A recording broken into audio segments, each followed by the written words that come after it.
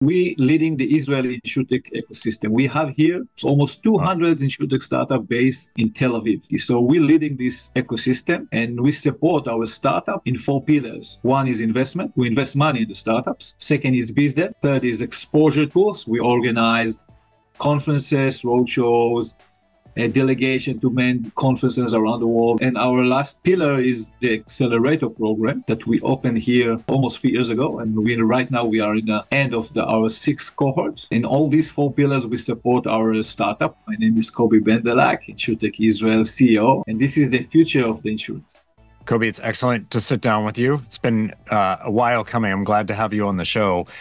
For those who don't know, tell us who you are and your background, and then I want to understand, what is InsurTech Israel? Okay, fantastic. First, thank you, Brian, for having me here.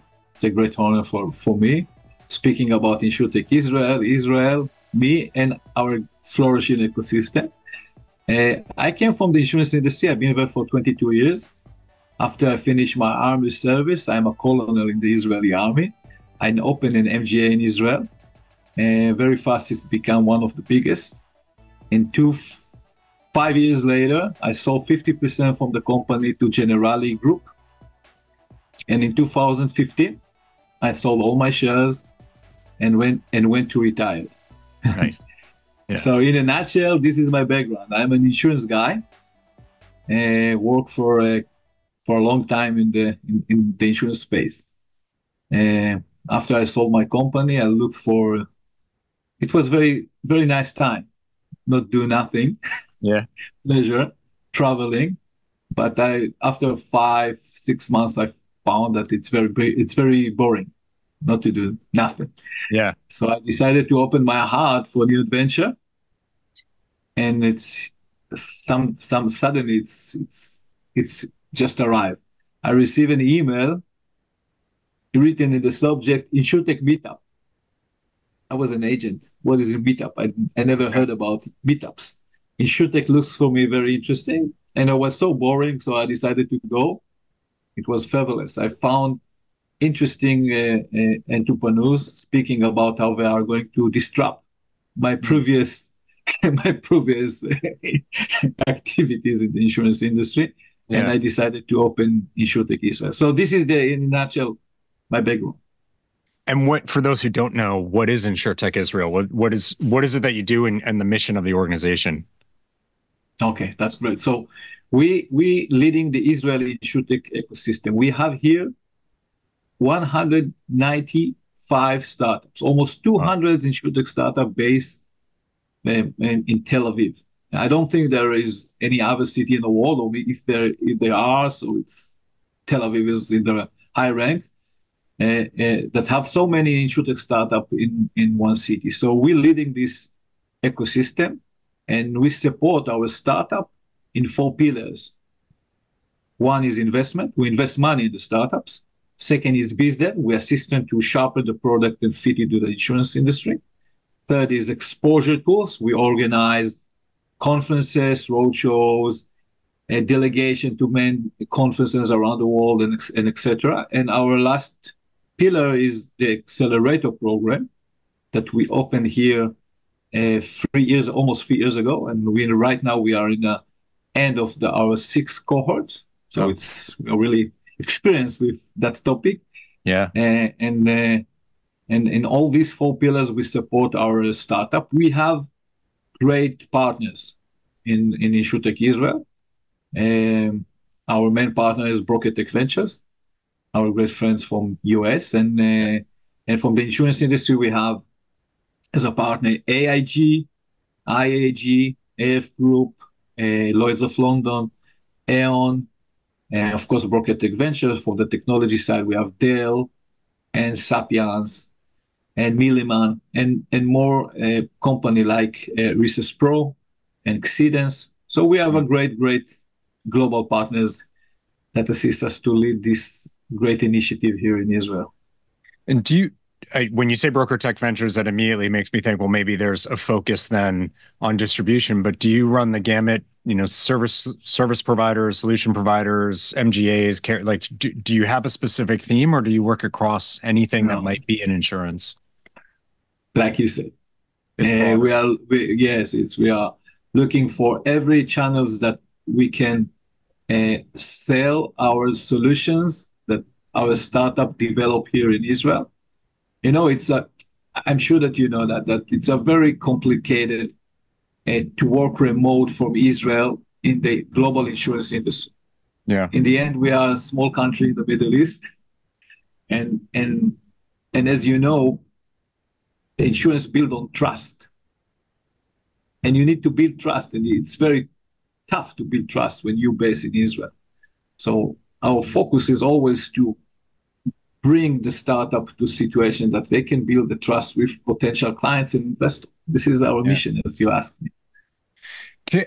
I wasn't thinking about this when we started talking, but you mentioned Tel Aviv and the concentration of insurtech startups there. Tel Aviv is obviously an entrepreneurship and tech hub in a lot of sectors, and there's a lot of health tech activity. The chip industry, Tel Aviv is just been the center of, I think, pretty much every modern chip innovation for the past few years. Why do you think, from an insurance standpoint, what do you think it is about Tel Aviv that's allowed it to do that? Is it just this entrepreneurial spirit there, or are there other things that the city has, or the greater area around it has, that allows Tel Aviv to be this hub? Because we don't. I think you're right that we don't see another single city where it's that kind of explosive for the amount of activity. We see pockets, but not that level of concentration. Maybe so. London, I think. I don't know. Yes, maybe London, New York, more traditionally. Yes, but yes, you're right. Tel Aviv is very famous with that. So I think the reason is the culture. What about it? You should be in Tel Aviv to understand that. So Tel Aviv is a happy city, very open city. Everybody can find himself comfortable here. We have a lot of bars, pub, restaurants, markets, great universities, a lot of young people. It's a very young city. A lot of great potential for doing great things. And the people here are really open to adopt innovation, to develop innovation, and open-minded people. So the culture and the people bring all together to create a really great platform for people to be entrepreneurs. Of course, including the infrastructure, great infrastructure that we have here in Israel to be entrepreneur. Let's be honest, in Israel, it's easier than other places in the world to be entrepreneur. We have a lot of global company, technology global company that based here in Israel. We have VCs, we have support from the government. We have the infrastructure is make the entrepreneur life easier. So including the infrastructures, the culture, and the people, it's what make it very successful city. Yeah. Startup nation. Yeah. Well, so on the positive side, all of those things, you use the word, it's easy to be an entrepreneur here. And I think, especially right now, a lot of people front and center, it's not easy. It's a very difficult place, at least from the outside perspective. You're in the midst of a war. There's a lot of tragedy. There's a lot of geopolitics, both for and against Israel at the moment. It's a difficult time. What does that mean for, the leaders in your community and yourself, leading these delegations? How do you push forward it? I'm just thinking, coming back from ITC and seeing a number of startup founders that are members of InsurTech Israel and getting some time with them and feeling the weight of this moment as a leader, as a nation. What does all that mean for you and the community right now? Yes, it's a very great question. Thank you for asking that. We were in shock on Saturday, October 7th, really shocked about what happened. We thought it's not real. It's a fake. Yeah. And it took us a few days to recover from that. We cannot say even recover, just start recover. So in the beginning, we were in shock. Nobody, we are really in shock. But a few days later, I wake up in the morning and I said to myself, if we'll keep being shocked, people, our clients, potential clients, our partners, our investors will run away easily. Yeah. It's very hard to build your reputation. It's very easy to lose it. You can look at Ukraine. Ukraine had great high-tech scene. Yes. And it's vanished easily. So when I wake up and I have a big group of startup, I'm not leading the whole startup nation, of course, but in my, let's say, backyard, okay, my ecosystem, I wake up in the morning and I say to myself, right now, it was 8 o'clock. I'm sending Zoom link to 10 o'clock. I'm asked all my startup to join me to a conversation. And all of them, almost all of them, those that been able to join because some of them in a reserve and this is supposed to be in the army, and we will speak about it. But I decided, and I gather them for Zoom conversation. We have even a picture in the LinkedIn for that. It's hundreds of people. And I tell them, listen, if we don't want to be Ukraine, we must start to say the world that we're strong, resilience, stable, and they can trust us, even if it's war. And for that, we should and must do all our plans and more than that. That was on Sunday. We are working on Sunday. So Sunday morning, 1 week later, that Black Saturday, that we gather for and say that. And that's on that minute, we decide to travel to ITC and tell the world. And the ITC team support us very, very much for that. And of course, to plan to operate all our plans around, like to open the accelerator, the sixth cohort, and et cetera, et cetera, et cetera. Of course, the startup are independent; they don't need me to lead them. But I think when a situation like that arrives, someone needs to take the lead, and that's a wake-up call. And from that, the startups start moving forward. I think it was fabulous. As you said, Brian, it was an amazing time in the ITC. So that's one perspective of the conversation. So to lead the people in difficult time, but in the other end, it's a very tough time here in Israel for the feeling. Of course. From the feeling, from the vibe perspective. We are post-trauma people. And because of that, we are sad. We are not acting the same from the vibe. Let's say the New Year Eve, okay? In Israel, we are celebrating. There's a parties around Tel Aviv, of course. It's like, I don't know how to describe it, but it's a fun time in Israel, and especially in Tel Aviv. But this year, it was really quiet because people still suffer from the trauma, and our families, our brothers and sisters, still hostages in Gaza. So it's really hurt us. And from the business, we are fine and with full energy, but from the feeling, we are a human being. We're really sad because it's a really sad situation. I'm sure that you can understand that. So this is the situation here in Israel. When you ask, we're full on energy, but it's like, if I can describe it, it's like if you lose someone close to you, like your father, your mother, good friend. After a while, you go to work again, and you start your life, but everywhere in your body, you have the feeling that you lost someone very close to you. So this is the same. Thank you for that. I think we can try to understand. I don't think anyone can truly understand, but at least for people who've experienced that kind of loss, maybe they get a sense of that. You're not quite right, no matter what. You go on, but you're not okay. Your folks also, there's great uncertainty. So, I mean, you mentioned people getting called up into the reserves, going out to fight. I know from people I've worked with in Ukraine, they don't know from day to day, will they have electricity, internet access? Will they have to go into a bomb shelter? I mean, all those sorts of things. And I know there's an aspect of, I talked to an Israeli friend who's like, this is life here. We're used to it. But I think he's trying to gloss over it.